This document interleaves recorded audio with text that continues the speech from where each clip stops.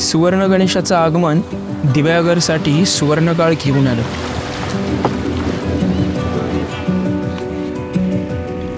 मऊसूत लांबरुंद पूर्ण नारळी फोपळीच्या बागा आणि गावकऱ्यांचा आत्मीयतापूर्ण पाहुणचारामुळे दिव्यागरला पर्यटकांची खास पसंती। 1000 वर्षापूर्वीचं लक्ष्मी केशवाचं अनोखं शिल्परत्न इथे पाहायला मिळतं। देवदर्शनासोबतच दिव्यागर आता एक मॉडर्न टुरिस्ट अट्रॅक्शन म्हणून ओळखलं जातं। नमस्कार मित्रांनो, मी विशाल देवरे।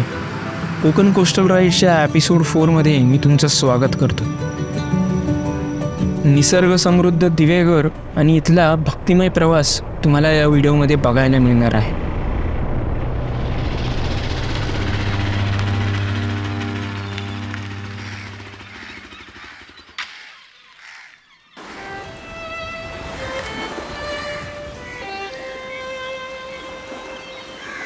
आज 20 नोव्हेंबर 2023, कोकणातला माझा दुसरा दिवस।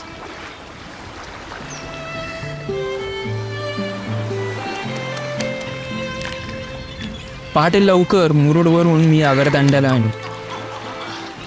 सकाळी 8 वाजता पहिली फेरी इथून दिघीकडे जाते। फेरीची वेळ जवळ येताच पलीकडे जाण्यासाठी लोक जमा होत होते।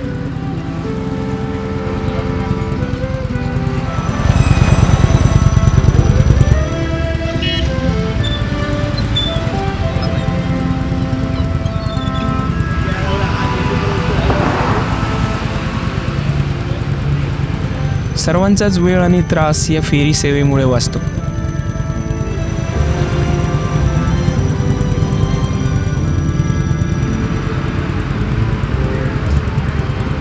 टू व्हीलर आणि मी +1 असे एकूण 95 रुपये खर्च खाडी पलीकडे जाण्यासाठी मला आला। इथल्याप्रमाणे पुढे सावित्री खाडीत, बाणकोट, दाभोळ आणि जयगड खाडीतही ही फेरी बोट सेवा चालते।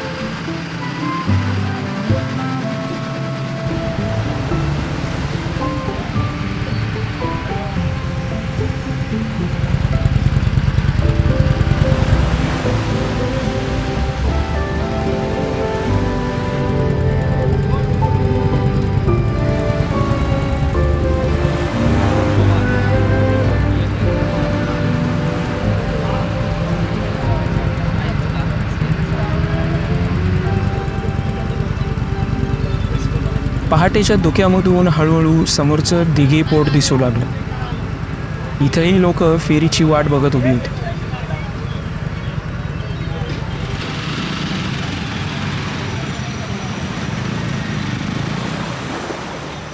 ही गाडी काढली आणि दिव्यागर समुद्र किनाऱ्याच्या दिशेने निघालो।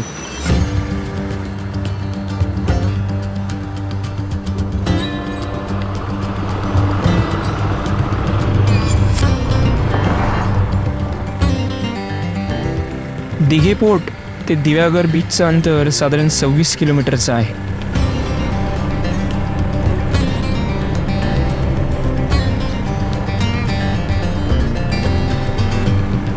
रस्त्याची कामे झालेली आणि ट्रॅफिक हा प्रकार इथे नाही। कोकणातल्या शुद्ध हवेत राईड करताना रिफ्रेशिंग वाटतं।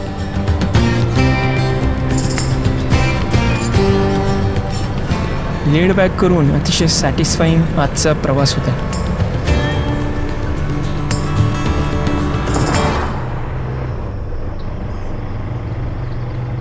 रायगड जिल्ह्यातील श्रीवर्धन तालुक्यात असलेलं हे दिव्यागर गाव।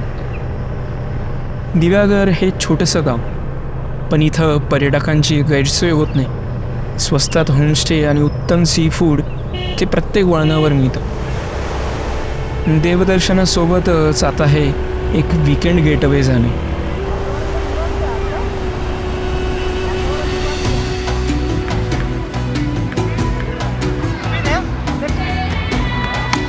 इतर एखाद्या समुद्रकिनारा एवढ्या पहाटे जागा होत नाही, पण दिव्यागरला पर्यटकांची खास पसंती दिसत होती।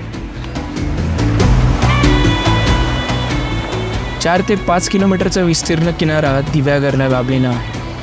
किनाऱ्याच्या आजूबाजूला मोठ्या प्रमाणात सुरूची झाडे दिसतात। स्वच्छ समुद्र किनारा इथलं मेन अट्रॅक्शन.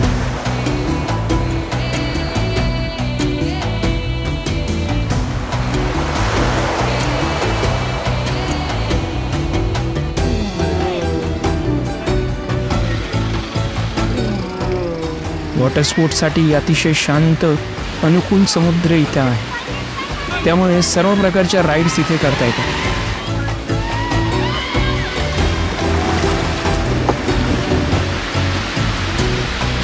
इथलं मॉडर्न टुरिझम सुंदर दिव्याघरची इकॉनॉमी बूस्ट करायला मदत करतं.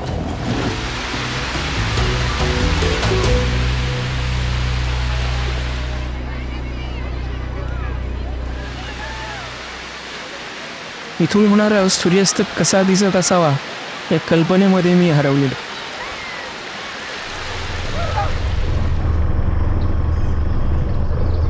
किनाऱ्यापासून जवळच लाल लॅटराइट दगडात बांधलेली 2 मंदिरं दिसतात.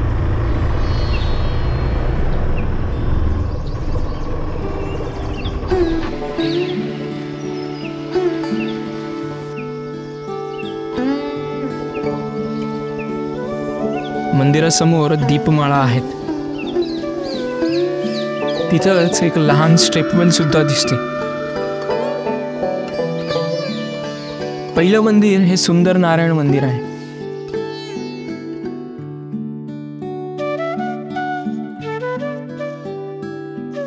आणि नंतर रूपनारायण मंदिर.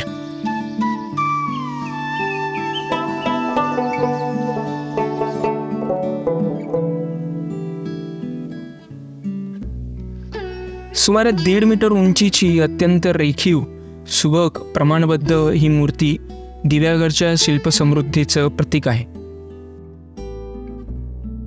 मूर्तीची निर्मिती ही शिलाहार राजवटीत म्हणजेच 9व्या ते 13व्या शतकात झाली असावी. विष्णुमूर्तीच्या हातात पद्म, शंख, चक्र, गदा असा आयुधक्रम दिसतो. शिवाय डाव्या बाजूला श्री लक्ष्मीची मूर्तीही आहे. हा क्रम लक्षात घेता नाव जरी रूपनारायण असलं तरी मूर्ती लक्ष्मी केशवाची आहे. खांद्यावर ब्रह्म आणि शिवमूर्ती कोरलेल्या आहेत. समचरण उभ्या मूर्तीच्या पायामध्ये आभूषणे आणि माथ्यावरती किरीट मुकुट दिसतं. गुळगुळीत पृष्ठ आणि त्यावर घोटीव शरीराला उठाव मिळतो. मूर्तीवर दुसरे अनेक लहान मूर्तींची कलाकुसर दिसते. त्यात अश्वरूढ कल्की, परशुराम, पंखधारी मानवी आकृती दिसते.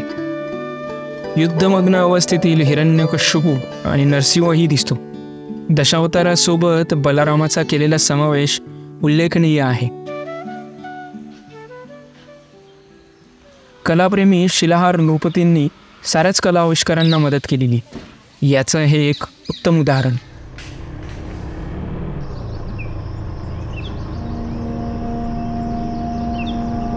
आडबाजूच्या दिव्याघर गावात सुपारीचे मोठं उत्पन्न होतं. इथली उत्तम दर्जाची रोठा सुपारी श्रीवर्धनी रोठा म्हणून प्रसिद्ध आहे. पण हे निसर्ग समृद्ध खेळं सर्वदूर पसरलं ते सुवर्ण गणेश मंदिराच्या हकीकतीमुळे.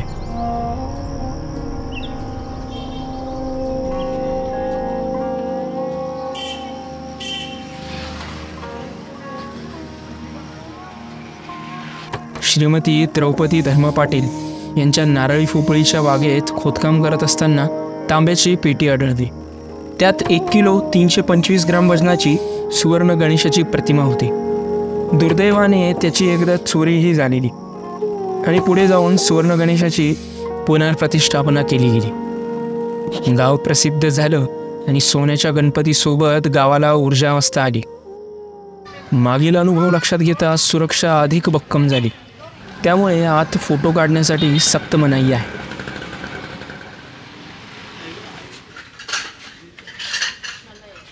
देवदर्शनाने दिवसाची सुरुवात झालेली. कोकण प्रवास मला मानवलेला. मनासारखी गोष्ट घडत असल्याने पुढे जात राहण्यासाठी उभारी मिळत होती. पुढच्या भागात श्रीवर्धनच्या शिल्पसमृद्ध मंदिरांना मी भेट देणार आहे. मी विशाल देवरे. भेटूया लवकरच.